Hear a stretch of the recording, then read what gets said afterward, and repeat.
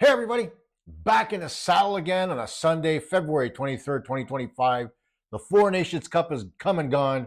The Habs are back in the win column, and the trade deadline looms large. It's time to drop the puck on Montreal Hockey Talk.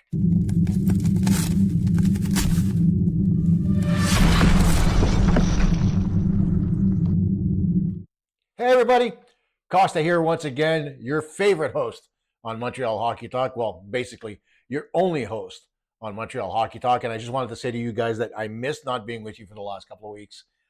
I took some time to make a couple of adjustments to the studio, bought a new camera, kind of just went on hiatus for a couple of weeks because I needed the break. And lo and behold, here we are back again. And this time the Canadiens no longer losing, back in the win column. But we'll get to that in just a second. But, we've got to talk about the elephant in the room, and that's the Four Nations Faceoff. And I will say up front that I was not a fan. I hated the idea.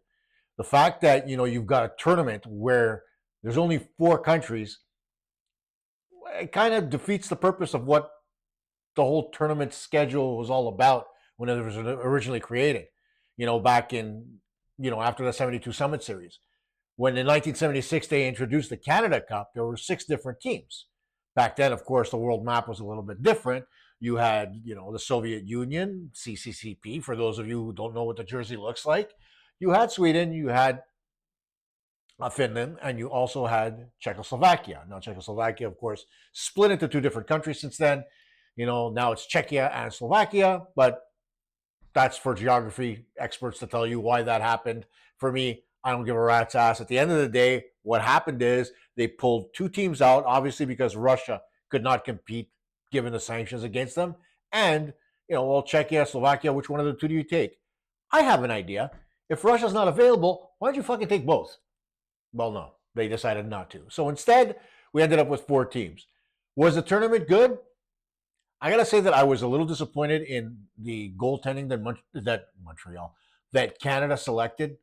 By and large, because number one, you've got this massive tournament, and I think the best Canadian goalie in the National Hockey League was not part of it.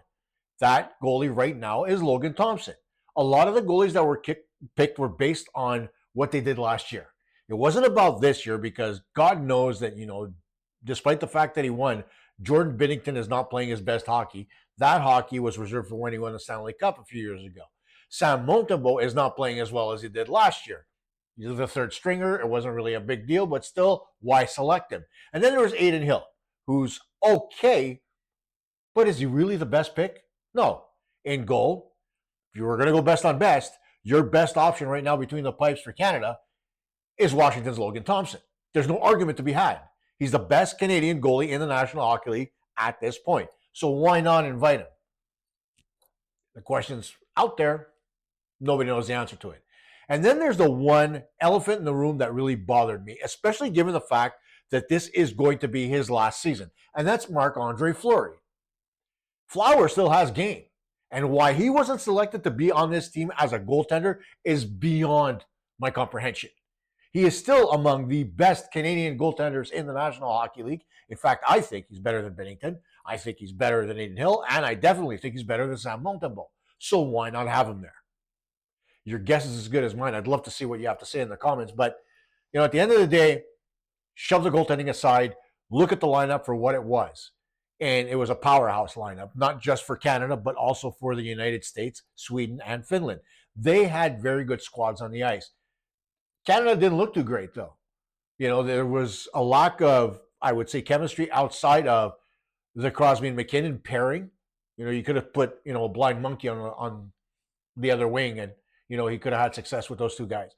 Connor McDavid started out a little bit slow, but as the tournament progressed, he picked up his game a little bit. So that was great, especially given the fact that he won it in overtime, and I'll get to that. I was kind of impressed with Mitch Marner's output. This guy's much maligned in the Toronto market. God knows why. But Marner's definitely a top-tier forward for Canada. And, defensively, we were okay, but it wasn't great. I mean, Colton Parayko on Team Canada? Okay, granted, we lost Shea Theodore after the first game, and that was a little bit sad because Shea Theodore is amongst the best Canadian defensemen. But Colton Parayko, I don't know, man. I've never seen Colton Parayko as a top tier defenseman, right? Granted, Drew Doughty drew in at the last minute, no pun intended, because Alex Pietrangelo wasn't available. So, he came in, did a great job as he normally does when he puts the Canadian flag on his chest. But, it's just, I just didn't have the feels for this one. I mean, and everybody's out there, Connor McDavid scoring the overtime winner against the USA to win it 3-2. And everybody's out there saying it's one of the most important goals in hockey history. And I'm sorry. I mean, you can say what you will about Canadian hockey and the state of it right now, but it's nowhere near the most important goal in international hockey history for Canada. I mean, what about the 2010 Olympic Games? Sidney Crosby's golden goal. You win a gold medal on home ice. That's huge. Much more interesting than the Four Nations Faceoff. You take a look at 76, the first Canada Cup where Canada dominated. That was great. But more importantly, there's two other instances where Canada did well internationally, and it seems like the world's completely forgotten. One, obviously, is the 72 Summit Series and Paul Henderson's winning goal in game number 8. But to me, for guys in my generation, in their late 40s, early 50s, the goal that really marked international hockey for Canada was the 87 Canada Cup. Gretzky to Lemieux to the roof. It blew the roof off of Copps Coliseum at the time. And, you really understood what it meant to win that tournament. And of course, after that, the tournament was dissolved and became the World Cup of Hockey. But it really meant something for the guys to put that jersey on. And the fact that Lemieux was so young at that time, playing with Gretzky on the same line, what more is there to say? The fact that Gretzky fed him the puck and Lemieux did what he does best, took 2 steps in, took a wrist shot right into the top corner. And Dan Kelly's call was among the best in hockey history. That really marked Canadian hockey. That really marked hockey history. What happened the other day, the Four Nations Faceoff, in a few years it's going to be a footnote because you're going to have the Olympics, you're going to have another World Cup of Hockey, and its meaningfulness will not be there anymore because it was just a Four Nations Cup, right? It was a Four Nations Faceoff. For lack of a better term, it was a replacement for the All-Star Game. And do I think it's a better option than the All-Star Game? I most certainly do. I love the idea. But again, you've got some of the best players in the NHL not taking part. You look at David Pastrnak, you take a look at Leon Draisaitl, who wasn't there. So if you're really going to replace the All-Star Game with something that entertaining, because it was entertaining, there's no taking that away, you've got to implicate more players. And whether that's creating something like they did in the World Cup of Hockey where they created Team North America for the young guys or Team Europe for the European guys that weren't represented, that could have always been, an idea to be able to get a guy like Alex Ovechkin to play. It's not under the Russian flag, but Team Europe. You put him in there. Or, whether it was putting any other number of Russian players who deserve to be there, right? Or Slovaks, or Slovenians, or Czechs. The list goes on and on. But you could always put one of those teams. Take, for example, the top 5 teams in the world rankings. So you're going to have Canada, US, you're going to have Finland, you're going to have Sweden. There's your top 4. 5th one, that's the one that gets into the tournament. And then you have Team Europe. This way you get 6 teams in, okay? Your first 2 teams can get a bye, so you don't have that semifinal. They play, right? They play a 1-game playoff, then another game playoff for the semifinal, and then you get your final. It's an extra game on both sides, 1 extra day. You can fit it in there without an issue, and lo and behold, you have that complete best-on-best tournament that you're talking about. Because right now, it's not best-on-best because a lot of the best players were not there. Pure and simple. Wasn't entertaining? Without a doubt. I jumped when McDavid scored just like the rest of the country. Was I excited? Absolutely. But like I said, in the overall landscape of what it meant to Canadiana and to hockey history, to me, I think it's more of a footnote than it is something that people are going to remember, especially in a couple of years. Now, Let's go to what's really important, and that is the Canadiens game from last night. They came out with a vengeance. Okay, scoring early and often, 2 goals, one by Brendan Gallagher on a flub in his own zone by Blake Batherson, and then another goal by Josh Anderson. Canadiens are up 2-0. Sure, they blew the lead, but then, sorry, it wasn't Anderson. It was Caulfield that scored the second goal. Anderson scored the third. And then you got a goal from Slavkovsky. And then you got a, I forget who scored the fourth goal. But anyway, at the end of the day, what you got is a dominant 5-2 win by the Canadiens where they chased Linus Ullmark out of his goal. And in came Forsberg in relief. They looked good on the power play. Patrick Laine was the other one that scored. There you go. It just came to me. His 12th goal of the season, the 11th on the power play. And granted, he's not great 5-on-5, but he could still light the lamp. And to see the play that Lane Hudson made on that goal was absolutely breathtaking. The fact that he caught High Note in no man's land, and High Note didn't know whether to go after Hudson or whether to stay with Laine. Way to go, Lane. It was beautiful.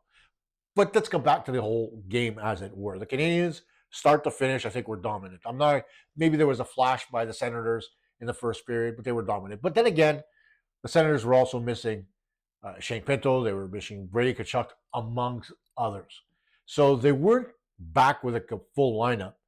But, you know, they're still the Ottawa Senators. They're still the pesky Sens, as we like to call them, and they always cause fits for the Canadiens. Granted, it was a bipartisan crowd. You had people from Montreal, you had people from Ottawa, and at the end of the day, what you had was a really good mix of fans that made the ambiance great. And whether it was Ottawa that scored or whether it was Montreal that scored, there was noise, there was character. It was fun because normally that barn is pretty quiet. They score goals, they clap, they cheer, they sit down, they drink beer, and they shut up. I've been to an Ottawa Senators game, and like George St. Pierre says, I'm not impressed with your performance.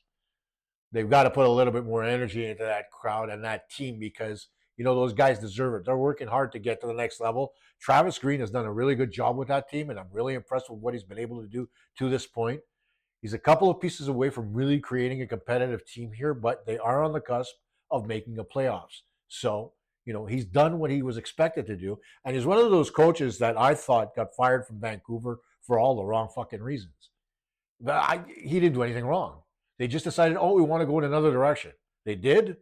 And, you know, Travis was out of coaching for a couple of years, managed to come back with the Sens, and he's doing yeoman's work. So good on him, good on the Sens, and good on both teams for providing a really entertaining game. I thought it was really entertaining. Claude Giroux looked good. Thomas Chabot did his Thomas Chabot-like things out there. You know, it is what it is, right? There was a fight. Juraj Slavkovsky dropping the gloves to the delight of Arbor Jacki. That's not something you see very often, but it was one of the best games that Slavkovsky has played this season. He was certainly engaged, and what he said about needing to play more like Brady Tkachuk, he brought it.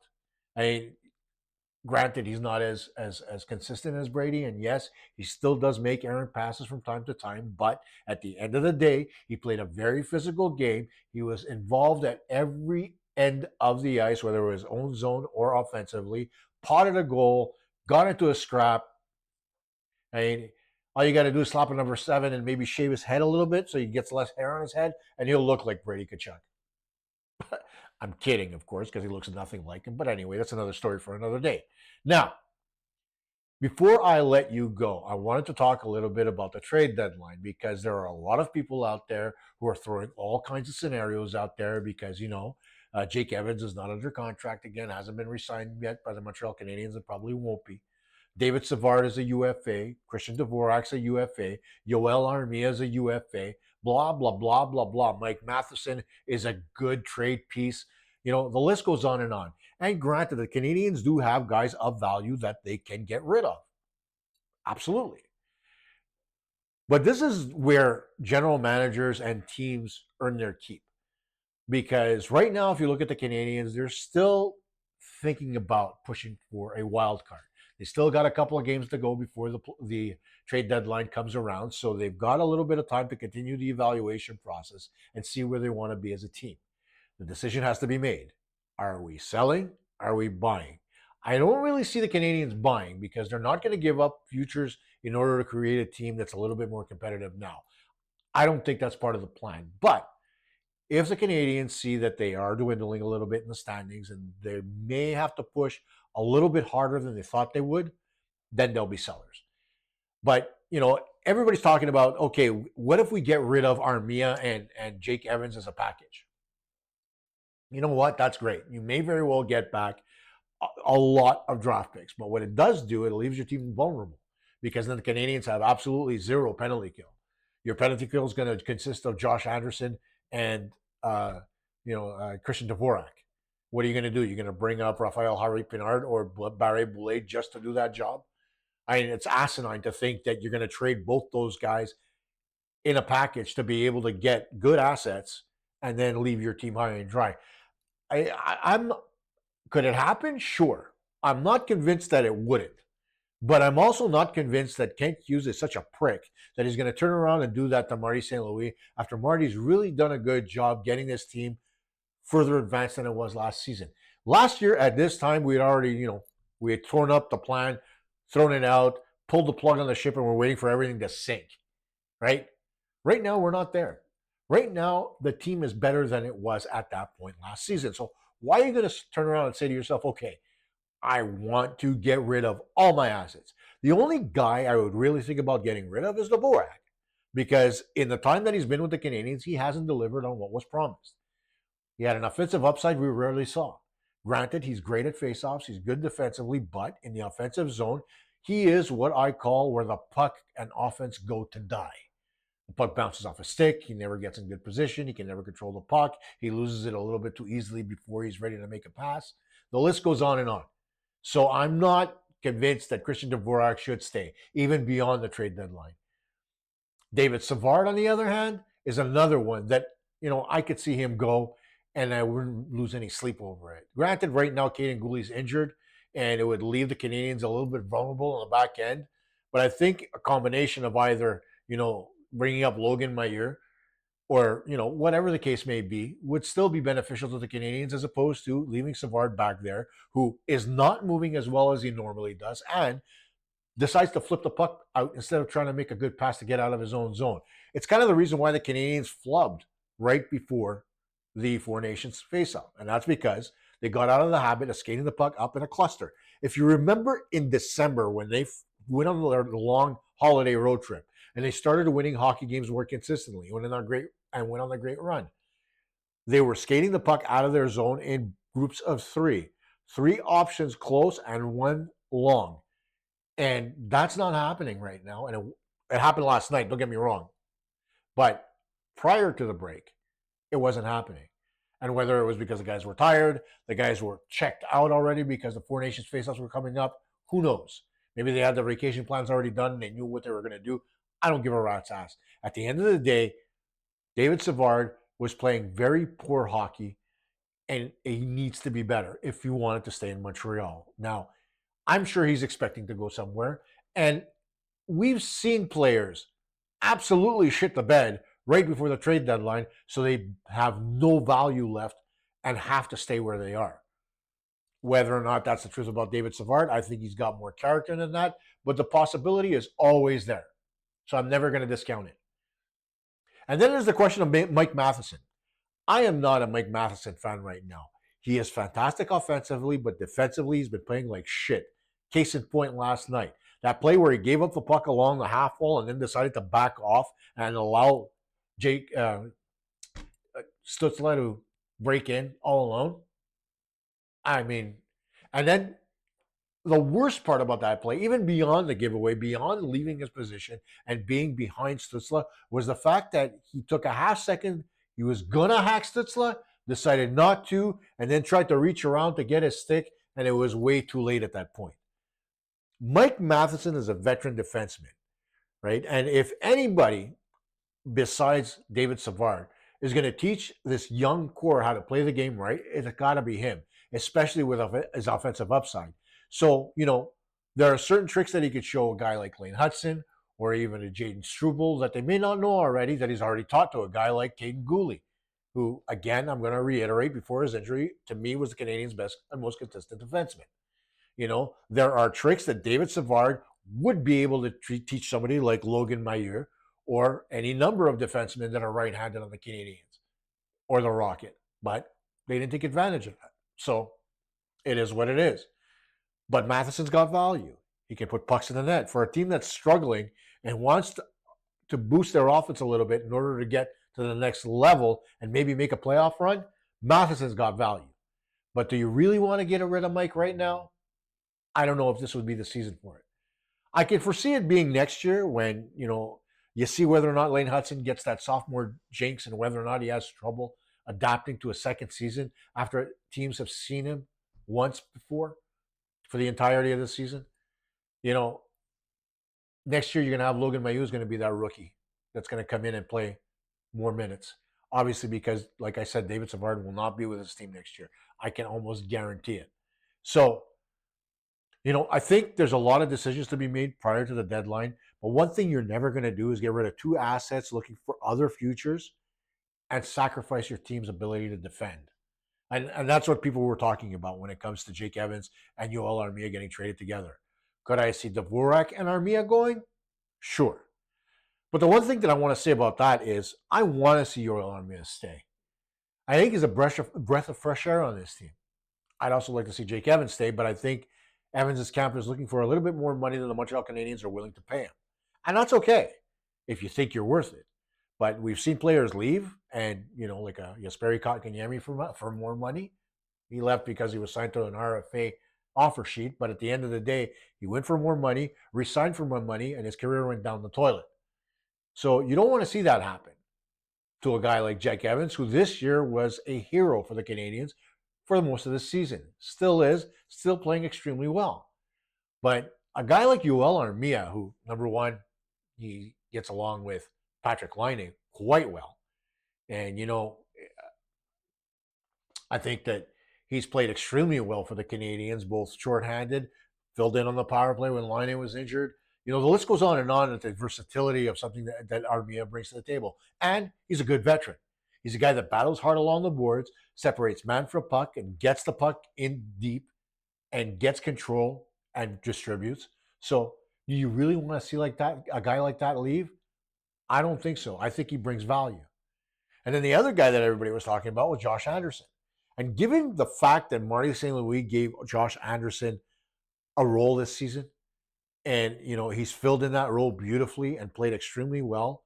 And, he's not breaking the bank when it comes to offense. But oftentimes when a player is struggling, you take him away from his comfort zone or what he thought was his comfort zone. And in Anderson's case, it was scoring goals. And you put him in another role that he can flourish in because he's a big guy with speed who likes to get in there and throw hits. And so what you do, you put him on a third line where you have him play a little bit more defensively than offensively. And that's great for him. It's great for the team. And nobody complains afterwards. And so Anderson, I think right now is a very interesting piece for teams out there that are looking for that little bit of grit and offensive upside. He's got that hybrid game that a lot of teams are looking for. There may be people knocking on the door. I don't think there are very many because of his struggles last year, but there may be one or two that are inquiring. And if the price is right, even if it is a third round pick or a late second, it may be something that, Kent Hughes might very well think about because then, he's notorious. You've seen him taking some of his futures and trading up to get better futures. It's not out of the realm of possibility. This isn't Marc Bergevin. Kent Hughes is very good at talking to people and convincing him, to trade up a couple of things and get better assets for himself. So let's see what happens. But again, the deadline is always tough to read. All of it contingent on whether or not the Canadiens win a couple of more games in succession and get back to that in the mixed level that they were looking at. If they are, you may not very well see much movement. If they don't, then you may very well see a lot of movement. We'll play wait and see here and decide what's going to happen. Now, I am going to be back after the next post game. And guys, I want you to criticize this podcast because I'm using the lapel mic for the first time. If there's issues with the audio, please let me know. If you like the audio quality, even better. New camera, you let me know whether or not you appreciate the quality of the camera or whether you want me to go back to the other one. All the feedback is great. I think the camera looks good. I don't think its picture is bad, But then again, I'm biased because I'm the one that put it together. So screw me. Let me know whether or not you are actually happy with the way I've changed this up a little bit. And I'm looking at bringing in other features as well. I have a lot of people that comment on the podcast about bringing more of my coaching background into the podcast and explaining different situations. That will come.